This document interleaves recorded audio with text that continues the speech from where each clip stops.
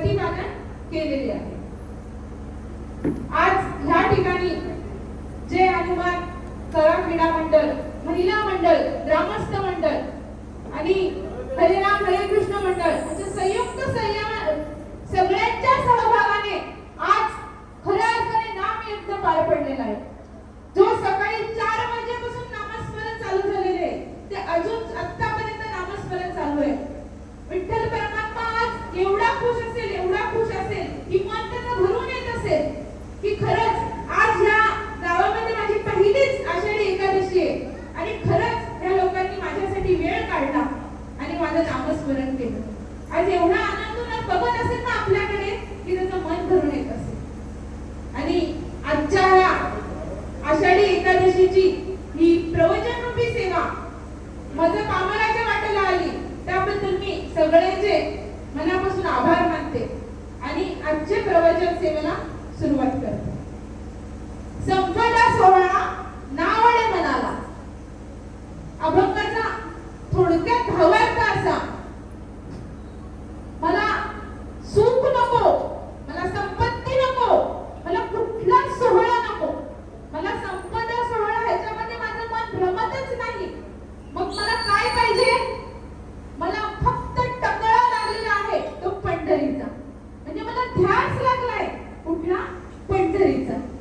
माझ्या मनाला सारखं असं वाटतंय की कधी पंढरीला जातो, कधी पंढरीला जातो, कधी एकादशी येते, कधी आषाढी एकादशी येते आणि कधी त्या पांडुरंग परमात्म्याला बघतो, असा ध्यास माझ्या मनाला लागलेला आहे. आणि शेवटच्या चरणात संत तुकाराम महाराज सांगतात, तू विटेवरी जो उभा आहे ना तो कोणाची वाट बघतोय? तुमची माझी वाट बघतोय का? ज्याच्या हृदयामध्ये ध्यास लागलेला आहे, कधी पंढरीला जाईल, कधी पंढरीला जाईल, कधी त्या परमात्म्याला पाहिल, असा ध्यास त्याच्या मनात आहे ना, त्याची चक्रवाणी हातात चक्र घेऊन उभा आहे, विटेवर उभा आहे, तो वाट बघतोय. कोणत्या भक्तांची? ज्याच्या हृदयामध्ये पंढरीचा टकला लागलेला आहे, पंढरीचा ध्यास लागलेला आहे, त्या भक्तांची कोण वाट बघतोय? पांडुरंग परमात्मा. आज या आषाढी एकादशी आपण दुपारपासून बऱ्याच वेळा प्रवचन झालंय. आषाढी एकादशी काय ते आपल्याला प्रत्येकाला कळलेलं आहे. एकादशी काय म्हणजे काय ते सगळ्यात पहिला महत्त्वाचं मी सांगते. एकादशी म्हणजे भगवान परमात्म्याची सगळ्यात आवडती. पण ती का आवडते? सत्ययुगामध्ये मूर नावाचा राक्षस होता. तो मूर नावाचा राक्षस एवढा बलवान होता की त्याने देवतांवर आक्रमण केलं. त्याने ज्यावेळेस देवतांवर आक्रमण केलं, इंद्रदेव, ब्रह्मदेव, सगळे देवांना त्याने हरवलं. एवढंच नाही, सूर्याला सुद्धा हरवलं आणि सूर्याच्या जागी तो बसला. चंद्र, सूर्य, अग्नी, वायू सगळ्यांना त्याने हरवलं. मग इंद्रदेव गेले कोणाकडे? महादेवाकडे. महादेवाकडे गेले. महादेवाला आर्तपणे विनवणी करू लागले की आम्हाला वाचवा, आम्हाला पळतामुळी थोडी केलेली आहे, आम्हाला तुम्ही वाचवा. त्यावेळेस महादेवाने सांगितलं की हा त्या राक्षसापासून, तो मूळ राक्षस एवढा बलशाली आहे की त्याच्यापासून तुम्हाला फक्त एकच व्यक्ती वाचवू शकते, ते म्हणजे भगवान विष्णू. आणि त्यांना सांगितलं, जा भगवान विष्णू तुम्ही शरण जा, त्यांचे चरण धरा, ते तुम्हाला याच्यातून अभय देतील. आणि सगळे देव कुठे जाऊन पोहोचले? भगवान विष्णूच्या दालनात. भगवान विष्णूच्या दालनात गेल्याच्या नंतर त्यांनी देवाला विनंती केली आणि देवाला इत्थंभूत सगळी वार्ता सांगितली की मूर नावाच्या राक्षसाने आमची पळतामुळी थोडी केलेली आहे. संपूर्ण याच्यावर राज्य त्याचं आहे आणि त्याची राजधानी काय आहे? चंद्रावती. चंद्रावती म्हणून राज्याची राजधानी आहे, तिथे तो आता आहे. देवाने हे सगळं ऐकल्याच्या नंतर देवाला खूप क्रोध आला आणि देवाने त्या ठिकाणी युद्धासाठी जायचं ठरवलं. भगवान विष्णू त्या ठिकाणी युद्धासाठी गेले आणि युद्धासाठी गेलेले असताना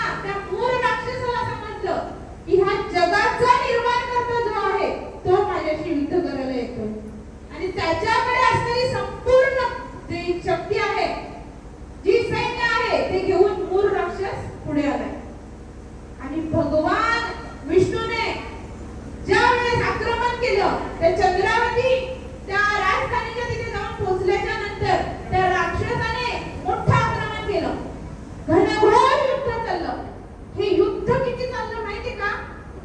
1,000 वर्ष. स्वर्गातील लोकांचं 1,000 वर्ष.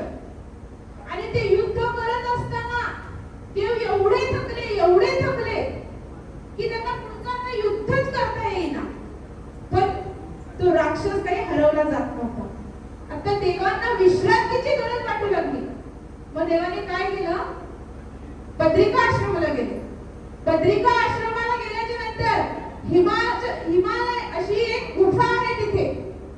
त्या गुफेमध्ये देव आतमध्ये गेले. कारण देव खूप थकलेले होते आणि निद्रेची आवश्यकता होते. 1,000 वर्ष देव झोपले नव्हते युद्ध करताना. आणि त्यावेळेस देवाने ठरवलं की आता मला आराम केलाच पाहिजे. आता माझ्यामध्ये शक्ती उरलेली नाही. आणि ज्या वेळेस देव तिथे निद्रिस्त झाले त्या गुहेला एकच दार होतं. म्हणजे ती गुहा कोणाला सापडूच शकत नाही अशी ती गुहा होती. आणि तिथे देव निद्रिस्त गेले. मग आता त्या मोर राक्षसाला समजले की देव थकलेले आहेत. आता मी काय करतो? त्या हरीचा वध करतो. हरीचा वध करण्याची त्याची तयारी चालू आहे. आणि देव निद्रेत आहेत. त्या निद्रेत असताना देवाच्या शरीरामधून एक दिव्य शक्ती निर्माण झाली. एक दिव्य शक्ती प्रकट झाली. ती स्त्री रूप होती. आणि ती एवढी दिव्य होती की ती पुढे जाऊन त्या मोर राक्षसाला सामोरे गेली. तिच्यामध्ये एवढी प्रबळ शक्ती होती की त्या मोर राक्षसाचे एक एक शस्त्र काढायला तिने सुरुवात केली. तिने सैनिक मारायला सुरुवात केली. असं करता करता करता तिने त्या मोर राक्षसाचा वध केला. आणि ज्या वेळेस देव निद्रेतून बाहेर आले, निद्रेतून बाहेर आल्याच्या नंतर देवाला समजलं की मोर राक्षसाचा वध झालेला आहे. पण तो वध झाला कसा? 13 बोली. आणि त्यावेळेस जी त्यांच्या शरीरामधून जी स्त्री तत्व बाहेर आलेलं ती हात जोडून देवाच्या समोर नम्रपणे उभी राहिली. आणि देवाला तिने सांगितलं की त्याचा वध कोणी केलेला आहे? तर मी केलेला आहे. पण तू आहेस तरी कोण? देव तिला विचारतंय. हे जगत आहे परमात्मा, मी तुमचीच शक्ती आहे, तुमच्याच हृदयातून निघालेली. कारण तुमच्यावर खूप मोठं संकट होतं म्हणून मला यावं लागलं. त्यावेळेस देवाने सांगितलं तुझं नाव मला सांग. तू कोण आहेस? एवढी बळशाली आहेस. त्यावेळेस त्या स्त्रीने नाव सांगितलं. माझं नाव आहे एकादशी. आणि त्यावेळेस देवाने तिला विचारलं आज तू एवढं महान कार्य केलेलं आहेस. प्रत्येक राक्षसाचा नायनाट केलेला आहेस. बोल तुला काय वर देऊ? आणि त्यावेळेस त्या एकादशीने सांगितलं जो कोणी मनोभावाने चांगल्या चित्ताने माझा उपवास करेल, माझे व्रत करेल, त्याच्या आयुष्यातले सगळे पाप नष्ट होतील असं मला वरदान. आणि ते वरदान कोणाला दिलं देवाने? एकादशीला.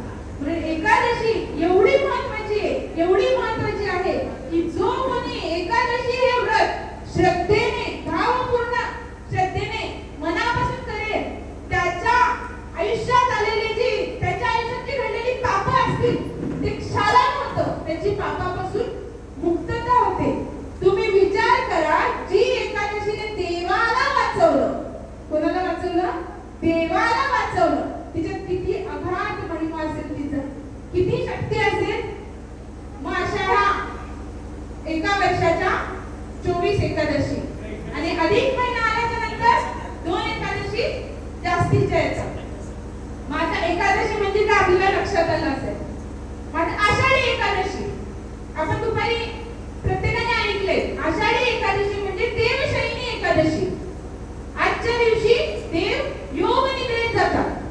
आपली निद्रा आणि देवाची निद्रा वेगळी असते. देव योग निद्रेत जातात म्हणजे देव ध्यान करत असतात. बरोबर आहे? मला एक गोष्ट आवर्जून काय सांगावी वाटते की वारीला जाणारी लोक आषाढीलाच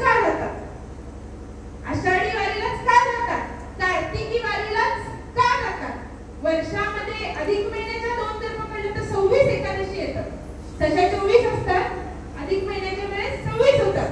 मग आषाढीलाच का बरं जातात? पुढे आपल्याला बघायचंच आहे. कारण देवाच्या 3 क्रिया होतात या चातुर्मास. आजपासून चातुर्मास चालू झाला आणि त्या चातुर्मासामध्ये देवाच्या 3 क्रिया होतात. आज देव योग निद्रेत गेले. जेव्हा भाद्रपद महिन्याची एकादशी येईल, जी परिवर्तन एकादशी आहे, त्यावेळेस देव कूस बदलतात.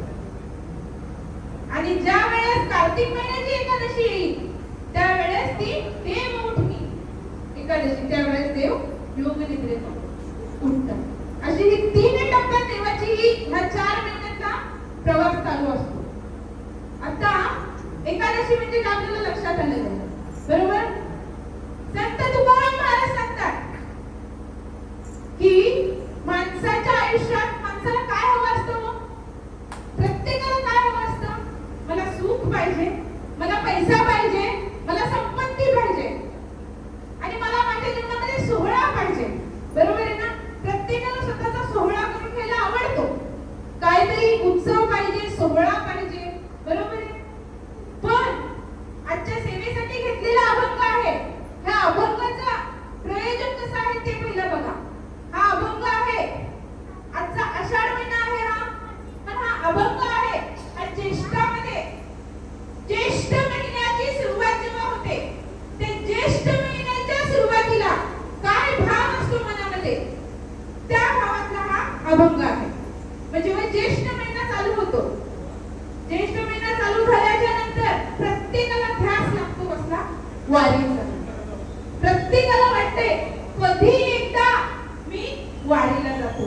आणि त्यावेळेस संत तुकाराम महाराज सांगतात, मला सुख नको, मला संपत्ती नको, मला सोहळा नको. मला काय पाहिजे? माझ्या मनाला फक्त एकच वाटतंय. माझ्या मनाला असा ध्यास लागलाय की मी कधी पंढरीला जातो, मी कधी पंढरीला जातो, कधी त्या पांडुरंग परमात्म्याला बघतो आणि कधी त्याचं दर्शन घेतो. हा अभंग आहे ना, प्रत्येक जी वारी निघते, प्रत्येक वारी निघताना वारीच्या प्रस्थानाला, प्रत्येक वारीच्या प्रस्थानाला हा अभंग बोललाच जातो. हा अभंग बोलल्याच्या नंतर वारीचं प्रस्थान होतं. असा हा अभंग आहे. काय? संपदा सोहळा नावडे मनाला, लागला टकळा पंढरीचा. कारण प्रत्येक भक्ताच्या मनात कसला टकळा लागलेला आहे? पंढरीचा. आणि तसाच टकळा कोणाला लागलाय? संत तुकाराम महाराजांना. आता आजच्या या अभंगातून आपल्याला वारीचा प्रवास करायचा. वारीचा प्रवास सांगितला तर मी जाईन ज्ञानोबा माऊलींच्या वारीकडे. आळंदीवरून जी वारी निघते, आळंदीवरून वारी निघत असताना आपल्याला वारीचा प्रस्थान सोहळा माहिती आहे, बरोबर? पण तो प्रस्थान सोहळा म्हणजे नक्की काय? ज्यावेळेस ज्येष्ठ वद्य अष्टमीला माऊलींची पालखीचा प्रस्थान सोहळा असतो. आता माऊलींच्या पालखीचा प्रस्थान सोहळा समजून घेण्याच्या आधी माऊली म्हणजे काय हे पहिलं समजलं पाहिजे. माऊली म्हणजे एक संजीवन.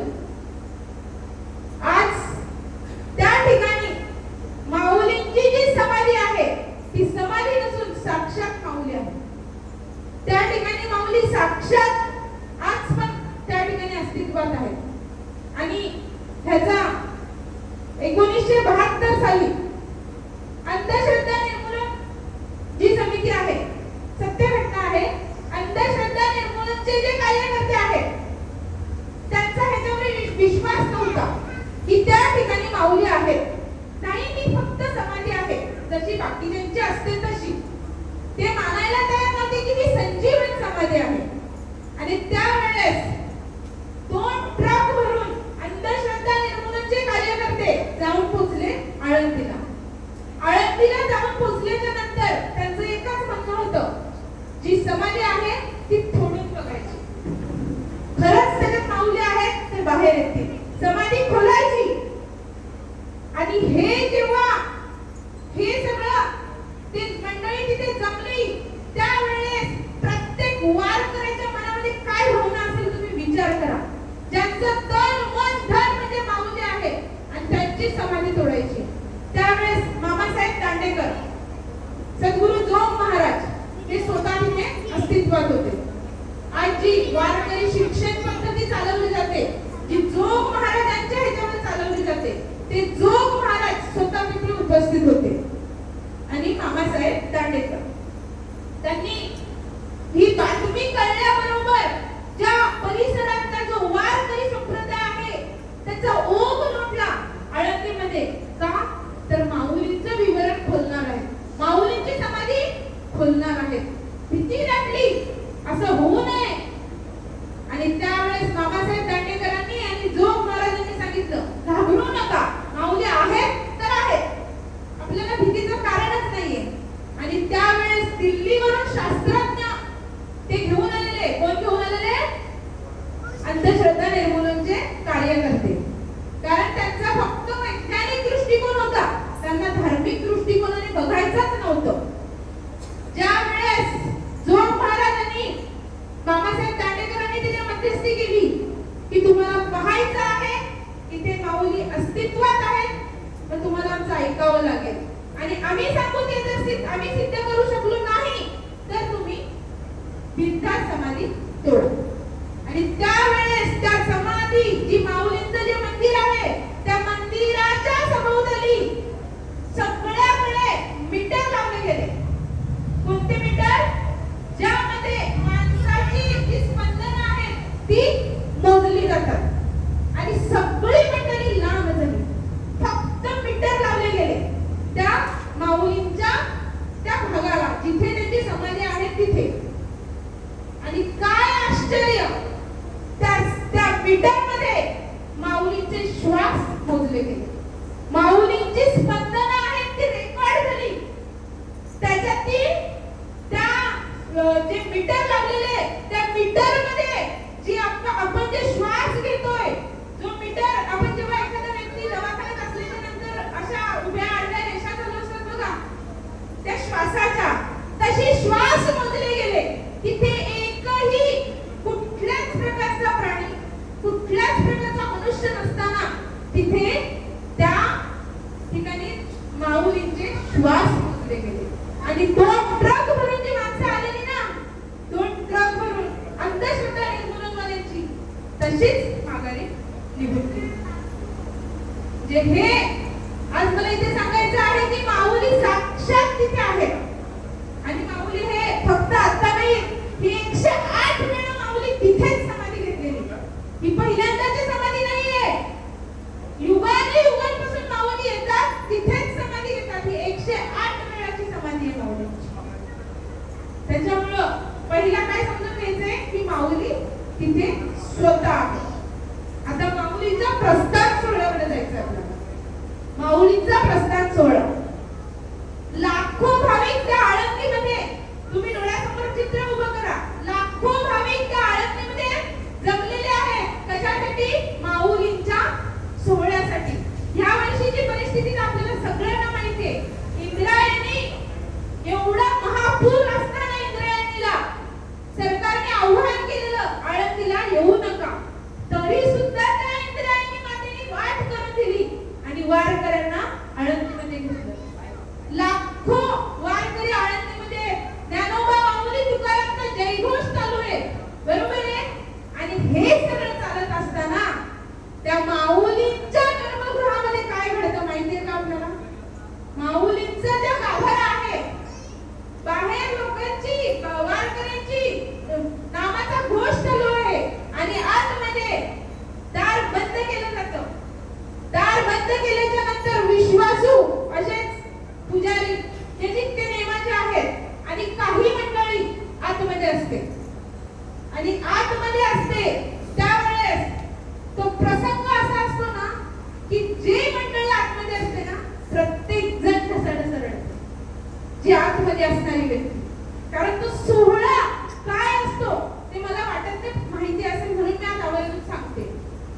त्या ठिकाणी वर्षभर माऊलींच्या समाधीवर आपण फुलं वाहतो, अक्षता वाहतो, गंध वाहतो, अनेक आपण दर्शन घेतो. आणि ते वर्षभराचा माऊलींना क्षीण आलेला असतो. मग आतमध्ये तो माऊलींचा क्षीण घालवण्यासाठी प्रक्षाळ पूजा करतात. प्रक्षाळ पूजा म्हणजे काय? तर त्या माऊलींचा बघा, परत लक्षात माऊली स्वतः आहे. माऊलीची समाधी नाही, माऊली स्वतः आहे. आणि माऊली आता 20 दिवस कुठे जाणार आहे? पंढरपुरात जाणार आहे. माऊली आळंदी सोडून जाणार आहे. म्हणजे कुठे जाणार आहे? पंढरपुराला जाणार आहे. आणि त्यावेळेस माऊलींना गरम पाण्याने आंघोळ घातली जाते. माऊलींचं अंग शेकवलं जातं की जो एवढ्या दिवसाचा थकवा आहे अंगावरचा तो निघून जावा. आणि प्रवास करायचा आहे ना माऊलींना एवढा, मग माऊलींना चालता आलं पाहिजे, माऊलींना पुढचा प्रवास झेपला पाहिजे. म्हणून गरम पाण्याने आंघोळ घातली जाते. आंघोळ घातली जाते. त्यानंतर माऊलींना तिथे आराम केला जातो. माऊलींची सोपस्कार पूजा केली जाते. आणि त्यावेळेस चंदनाची कुटी घासली जाते. वाळा, नागरमोथा ह्या थंडाव्यासाठी. का थंडाव्यासाठी? आता माऊली प्रवासाला जाणार आहेत, शरीर जास्त उष्ण होऊ नये म्हणून ज्या वेळेस ते पुजारी तो वाळा आणि नागरमोथा त्याचा ते लेप तयार करतात, अक्षरशः परिस्थिती अशी असते की त्यांच्या डोळ्यातले अश्रू त्यात पडत असतात. का? माऊली 20 दिवसासाठी बाहेर जातात. आणि त्या असा तो त्या पुजाऱ्यांचा अश्रू पडलेला तो लेप माऊलींना लावला जातो. आणि त्यावेळेस माऊलींची तयारी केली जाते.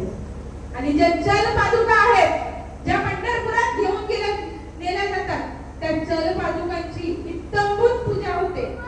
आणि त्या पादुका बाहेर माऊलींचा जयघोष चालू आहे.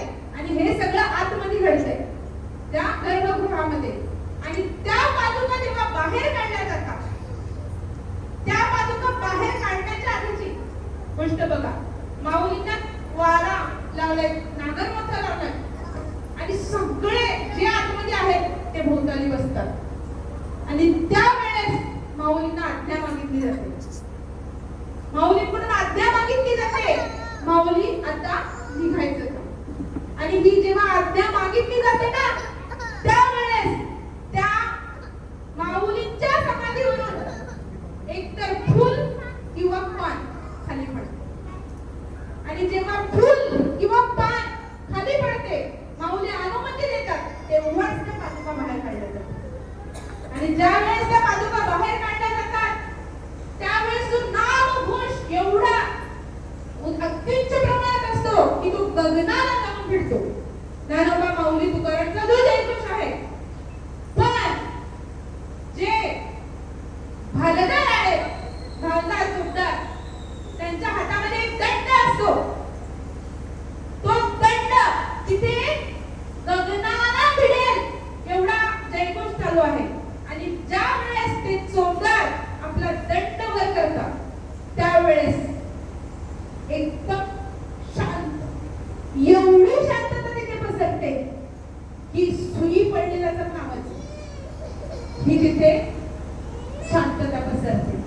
आणि त्यावेळेस माऊलींच्या पादुका, माऊलींचा अश्व जो आहे, माऊलींचा अश्व म्हणजे अकलूजचे शितोळे सरकार, त्या शितोळे सरकारकडून अकलूजचे जे शितोळे सरकारकडून जो माऊलींचा अश्व येतो, तो अश्व कसा येतो, तो शितोळे सरकारकडून कसा आला ते मी पुढे सांगते. पण त्या अश्वाला त्या पादुका दाखवल्या जातात. आणि त्यानंतर त्या पादुका रथामध्ये ठेवतात, पालखीमध्ये ठेवल्या जातात. आणि ती पालखीमध्ये ठेवल्याच्या नंतरचा पुढचा सोहळा काय असतो? पालखी हलत नाही. जोपर्यंत मंदिराचा कळस हलत नाही तोपर्यंत पालखी हलत नाही. पुन्हा माऊलींकडून परवानगी मागितली जाते, निघायचं का? आणि ज्या वेळेस माऊलींची परवानगी येते, त्यावेळेस तो मंदिराचा कळस हलतो. अहो कितीही वारा पाणी असू दे, तो कळस हलत नाही. पण तो कळस कधी हलतो?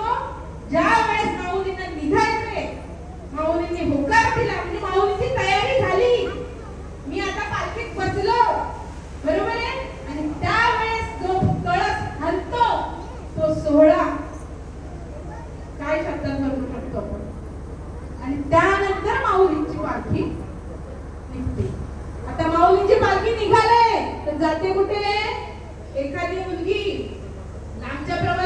असते तेव्हा तिला वाटते मामाकडे जावं, आजीकडे जावं, काकाकडे जावं, वाटतंय ना? का तर मी खूप दिवसासाठी चालले. मग माऊली कुठे जातात? त्यांच्या आजोबांच्या घरी. जो आळंदीमध्ये गांधीवाडा आहे त्या ठिकाणी माऊलींचा आजोळ आहे, म्हणजे मामाच्या घरी. आणि त्या ठिकाणी माऊली वस्ती करतात. एक रात्र माऊली मामाच्या घरी राहतात. त्यावेळेस त्या वाड्याला अगदी स्वर्गाचं रूप येते.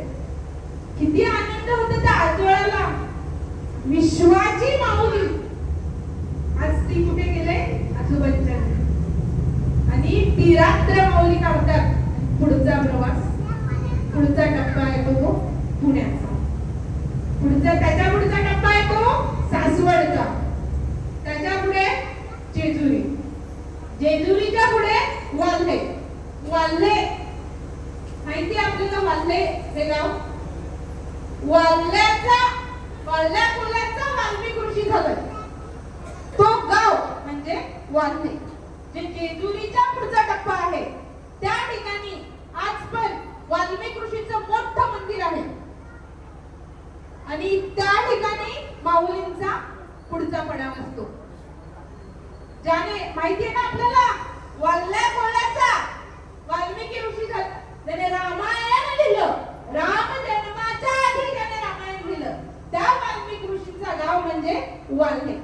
आणि त्या वाल्हेवरून मग पुढे जातात लोणंद. त्या वाल्हेवरून लोणंदला जात असताना मध्ये नीरेचं स्नान होतं.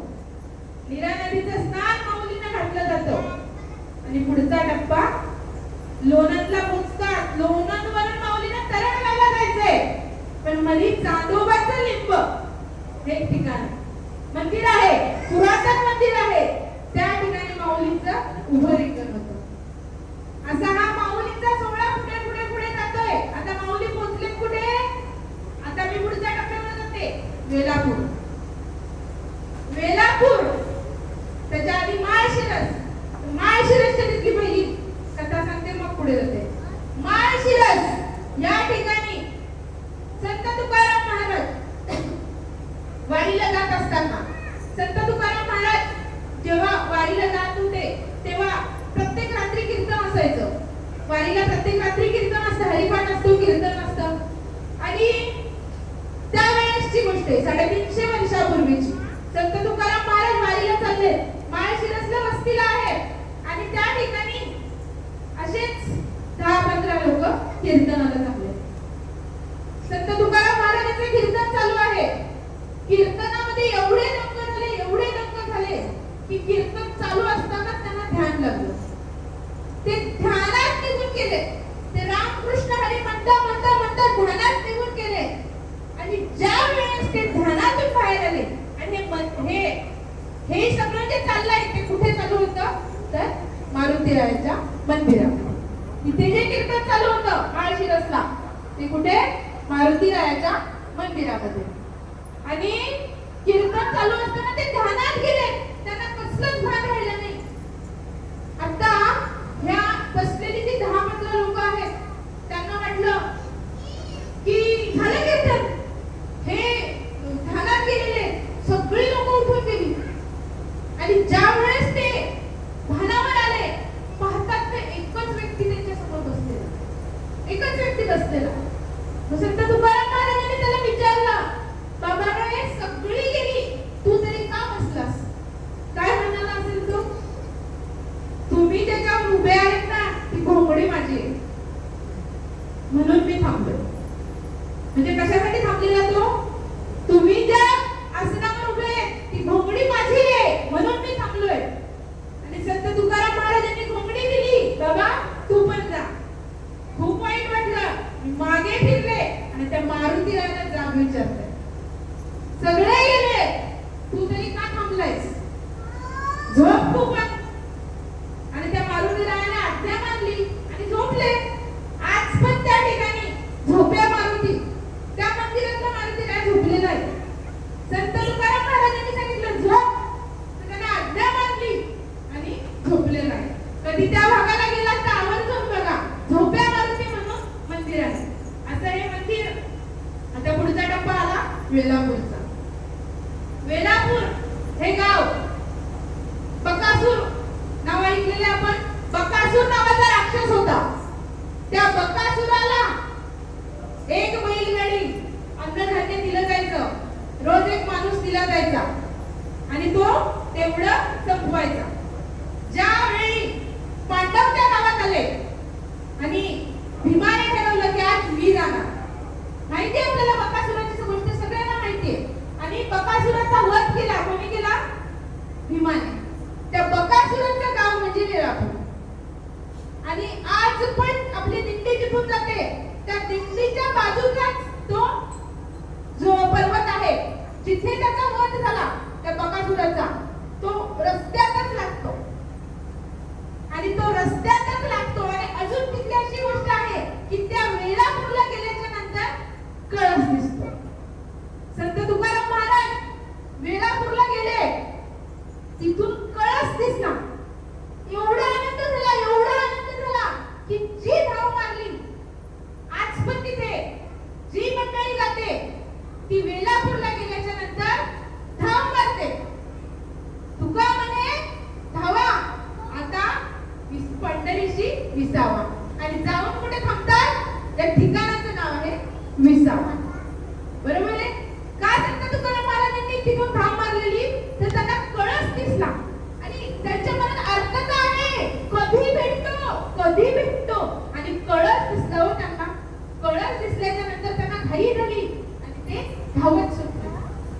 पण आज पण अशी धारणा आहे की त्या वेळापूरला गेल्याच्या नंतर जो डोंगर आहे जिथे बकासुराचा वध झालेला आहे त्या ठिकाणी वारकऱ्यांचं असं म्हणणं आहे की तिथे खेचलं जातं. का खेचलं जातं? तर तो बकासूर आहे तर आज पण त्याचा मोक्ष झालेला नाही. तर तो वारकऱ्यांचं जे पुण्य आहे तो खेचू म्हणतोय. कशासाठी? मोक्षासाठी. आणि आज पण तिथे गेल्याच्या नंतर जे वारकरी आहेत ते धावत पुढे जातात. कारण दोन आहेत. एक बकासुराची भीती आज पण लोकांना वाटते आणि दुसरं कारण संत तुकाराम महाराजांना कळस दिसलेला. आता बिल्डिंग वगैरे झाल्यामुळे आता कळस दिसत नाही तिथून, पण तेव्हा कळस दिसलेला. आणि त्या ठिकाणाला आज पण धावा, धावा हा शब्द आहे. आणि प्रत्येक दिंडी तिथून धावत जाते आणि पुढे जाऊन थांबते विसाव्याला. विसावा मंदिर, जे विसावा मंदिर आहे त्या विसावा मंदिरामध्ये तिथे गेल्याच्या नंतर जी प्रत्येक वारी आहे, जसं मी सांगितलं प्रत्येक वारीच्या प्रस्थानाला अभंग घेतला जातो. संपदा सोहळा नावडे मनाला, लागला टकाळा पंढरीचा, तो अभंग घेतला जातो. आणि ज्या वेळेस त्या विसावा मंदिराच्या ठिकाणी जाऊन पोहोचल्याच्या नंतर प्रत्येक दिंडी एक अभंग बोलते. आणि त्या अभंगाचं गायक एवढ्या वरच्या स्वरात असतो की तो आनंद झालेला असतो. झळझळी सोना चाळा, झळझळी सोना चाळा, कळसरीचा तो स्वरगणा, कळसरीचा तो स्वरगणा. बर्वे बर्वे पंढरपुरा, बर्वे बर्वे पंढरपुरा,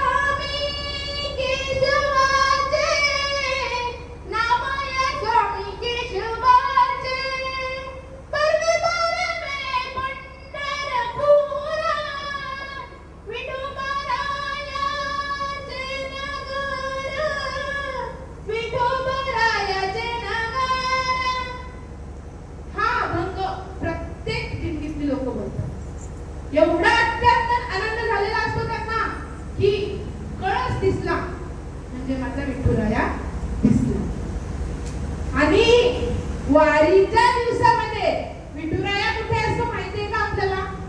विठुराया मंदिरात नसतोच. विठुराया कळसावर जाऊन बसतो. एवढी त्याला घाई झालेली असते, एवढी घाई झालेली असते की मला माझ्या भेटीसाठी माझे भक्तगण आलेले आहेत आणि एकही भक्त माझ्या नजरेतून चुकू नये म्हणून तो मंदिरामध्ये बसतच नाही. तो कळसावर असतो. म्हणजे वारीच्या दिवसामध्ये आपण जर क्षेत्राला गेलो तर मंदिरात जाऊन दर्शन घेतलंच पाहिजे असं नाही. कळसाकडे बघितलं तरी तेच पुण्य लागतं. कारण विठुराया कुठे आहे? कळसावर. आता मी पहिलाच एक प्रश्न विचारलेला, आषाढीलाच का जातात, कार्तिकीलाच का जातात? विठोबा माझा पांडुरंग परमात्मा योग निद्रेत जाणार आहे. प्रत्येक भक्ताला वाटते की माझा परमात्मा, माझा देव झोपी जाण्याच्या आधी मी त्याला बघावं. आणि माझ्या विठुरायाला वाटते माझ्या प्रत्येक भक्ताला मी बघावं आणि नंतर मी योग निद्रेत जावं आणि मी फक्त त्यांचाच विचार करावा. त्यासाठी आषाढीलाच जातात आणि कार्तिकीला का जातात? त्या विठुरायाला वाटतं मी उठल्याच्या नंतर पहिलं कोण दिसावं? माझे भक्त दिसावे. आणि भक्तांना काय वाटतं की देव उठल्याच्या नंतर पहिला आम्हालाच दिसलं पाहिजे. म्हणून आषाढी कार्तिकी विसरू नका माझं. देव स्वतः सांगतो आषाढी कार्तिकी विसरू नका माझं. माऊली एकदा तरी वारीला गेलं पाहिजे. वारीचा सोहळा, वारी वारी जन्म मरणाची वारी. आपण रोज बोलतो ना आरतीमध्ये, वारी वारी जन्म मरणाची वारी. हरी पडलो आता संकट निवारी. आळंदी जर जन्म असेल तर पंढरपूर हे मोक्ष आहे. मग ही वारी वारी जन्म मरणाची वारी. या जन्म मरणाच्या फेऱ्यामध्ये आपण अडकलोय. या जन्म मरणाचा जर फेरा चुकवायचा असेल तर कुठे गेलं पाहिजे? पंढरीला गेलं पाहिजे. आणि हा जन्म मरणाचा फेरा चुकवला पाहिजे. आपल्या आयुष्यात जे आपल्याला दिलंय, जे सर्व काही दिलंय ते कोणी दिलंय? त्याच परमात्म्याने दिलंय ना हो. त्याच परमात्म्याने दिलंय. संत तुकाराम महाराज सांगतात, मला सुख नको, मला संपत्ती नको, मला समृद्धी नको, अहो मला सोहळा सुद्धा नको. मला काय पाहिजे? माझ्या मनाला फक्त एकच ध्यास आहे, कधी एकदा पंढरीला जातो. माझ्या मनाला एवढंच वाटतंय की कधी मी पंढरीला जातो, कधी माझ्या पांडुरंगाला पाहतो आणि कधी ती आषाढी एकादशी येते. म्हणजे माझं चित्तच लागत नाहीये कशातच. का? तर तो पांडुरंग परमात्मा माझी वाट बघतोय आणि मला तिथे गेलंच पाहिजे. असा हा वारीचा अद्भुत सोहळा. आणि आज आषाढी एकादशी 20 दिवस, काही 25 दिवस, काही 30 दिवस वेगवेगळ्या ठिकाणच्या ज्या वाऱ्या आहेत, वेगवेगळ्या कालावधीत तिथे पोहोचल्यात. पण ज्या वेळेस पांडुरंग परमात्म्याचं दर्शन घेतात, 1 महिना चाललेला जो थकवा आहे तो सगळा क्षीण जातो. एक नजर पाहिल्याच्या नंतर सगळा क्षीण जातो. आता एक गोष्ट मी आधी सांगितलेली की शितोळे सरकारकडून अश्व येतो. म्हणजे नक्की काय? आज ही वारी जी रस्त्याला चालते, त्या वारीमध्ये एक प्रकारची शिस्त आहे. आपल्याला जर एखादा आपल्याला लग्न करायचंय, साखरपुडा करायचंय, पूजा करायची, सगळ्या गोष्टी जमवायला लागतात. आमंत्रण द्यावं लागतं, किती प्रकारची तयारी करावी लागते आपल्याला. पण ही लाखो वारकऱ्यांची वारी कशी काय बरं शिस्तीत चालत असेल हो? काय ह्याच्या मागचं कारण असेल? ह्याच्या मागचं कारण म्हणजे हैबत बाबा. हैबत बाबा हे महादजी शिंदे, त्या शिंदे सरकारमध्ये, ग्वाल्हेरच्या महादजी शिंदे सरकारमध्ये एक सैनिक होते. आणि ते सैनिक त्याने एक पराक्रम केला. त्यांना धन संपत्ती दिली गेली आणि त्यानंतर ते काही दिवसांसाठी सुट्टीवर जायला घराकडे जायला निघाले. कुठे? साकलीचे ते तिकडे जायला निघाले. त्यांच्या सोबत सैन्य होतं. आता हे सैन्याचे मी आधी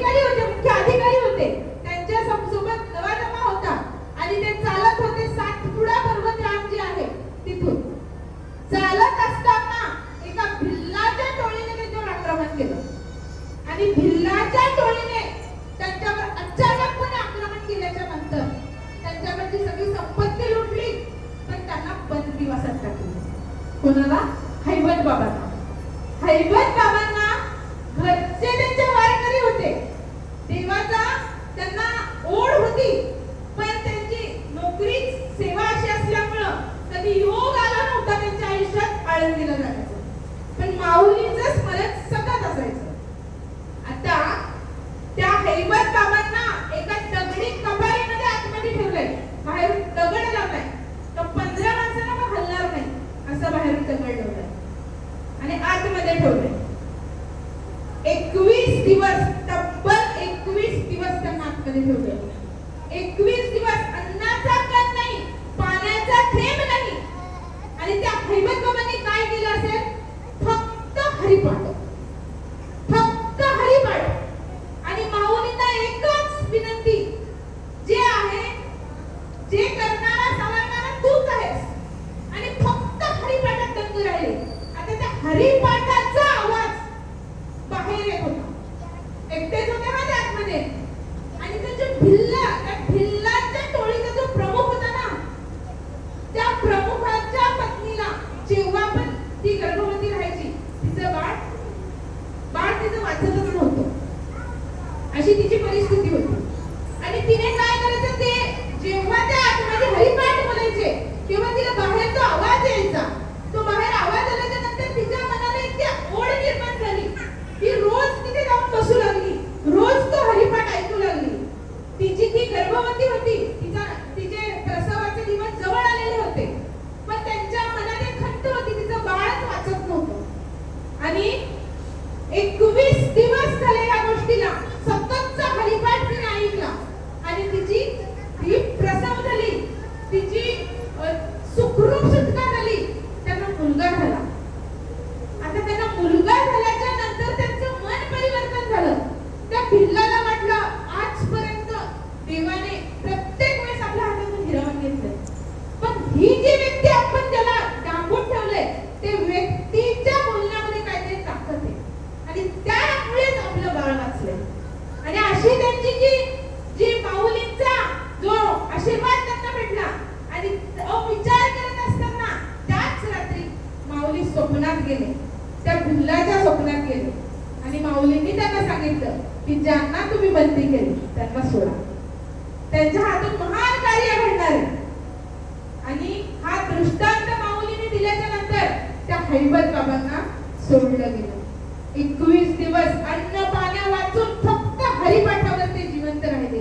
त्यांची परिस्थिती नाजूक झालेली, पण त्यानंतर त्यांना त्या भिल्लाने अन्न पाणी दिलं, थोडे दिवस त्यांना थांबवून घेतलं आणि त्यांनी हैबत बाबांनी ठरवलं, आता ह्याच्या पुढे नोकरी नाही, जे असेल ते फक्त माऊली. आणि जे घरी चाललेले ते घरी न जाता कुठे गेले? आळंदीला आले. आळंदीला आल्याच्या नंतर त्यांनी माऊलींच्या समाधीवर चरण मस्तक ठेवलं, माऊलींच्या चरणावर मस्तक ठेवलं. जे आयुष्य दिलंयस ते फक्त तू दिलंयस, म्हणजे जे ह्याच्या पुढे असेल ते तुझ्या सेवेत घालते. आणि त्यावेळेस जरा कालावधी पण असा होता की वारीला खंड पडलेला होता काही कारणास्तव, मोगलांचे आक्रमण वगैरे अशी काही कारणास्तव वारीला खंड पडलेला होता. आणि त्यावेळेस हैबत बाबांनी पुन्हा वारी चालू केली. आणि हैबत बाबा म्हणजे एक सैनिकी माणूस, पोशाख कसा असायचा? सैनिकी गणवेश आणि कडक शिस्तीचे. एक दंड मारल्याच्या नंतर सगळी वारी थांबत होती. एक दंड हात वर गेल्याच्या नंतर सगळ्या वारीमध्ये शांतता होती. आणि तेच नियम आजपर्यंत वारीमध्ये पाळले जातात. कोणाचे नियम पाळले जातात? हैबत बाबांचे. हे हैबत बाबा रोज त्या माऊलींच्या समोर बसायचे, भजन करायचे. पण काही अशी माणसं होती की त्यांनी त्रास द्यायला सुरुवात केली. मग त्या हैबत बाबांनी काय केलं? आळंदी सोडली, देहूत जाऊन राहिले. देहूत जाऊन राहिले 8 दिवस झाले. माऊलींनी दृष्टांत दिला तिथल्या पुजाऱ्यांना, मला हैबत शिवाय करमत नाही, त्याच्या भजनाची मला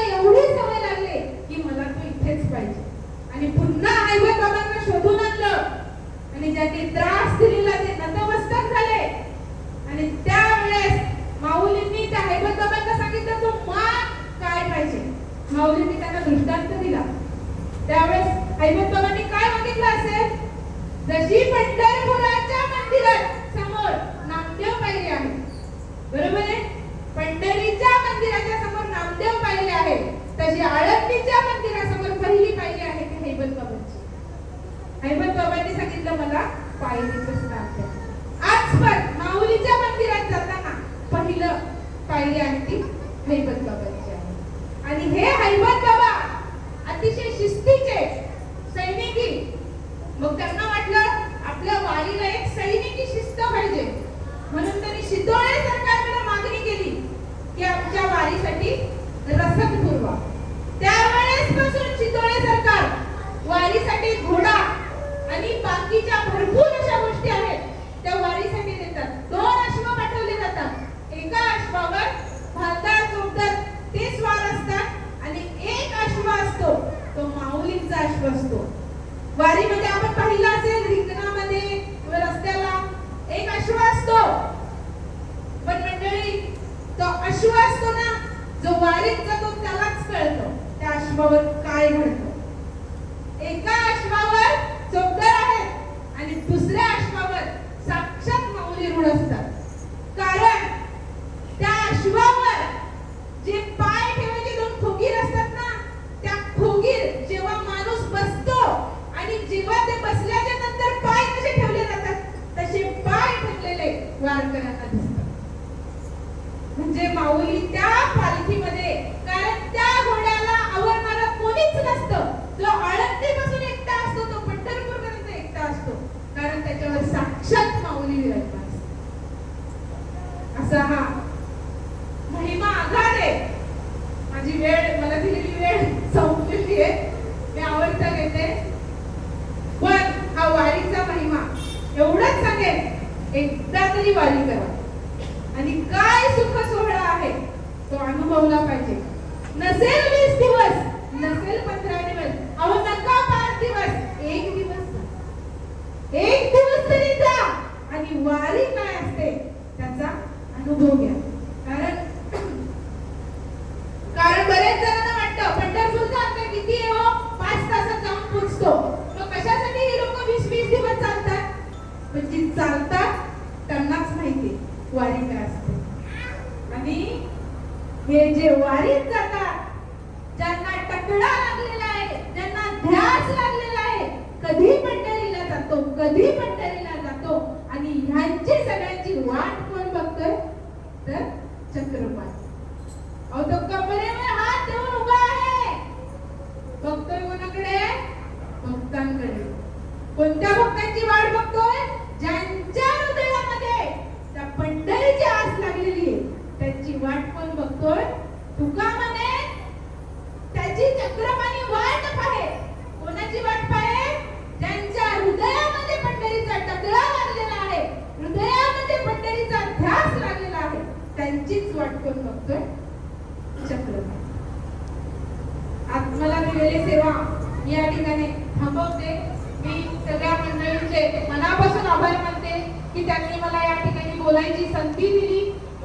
माझे परम भाग्य आहे की मी जे काही वेडवाकडं बोलले असेल ते तुम्ही गोड मानून घ्या.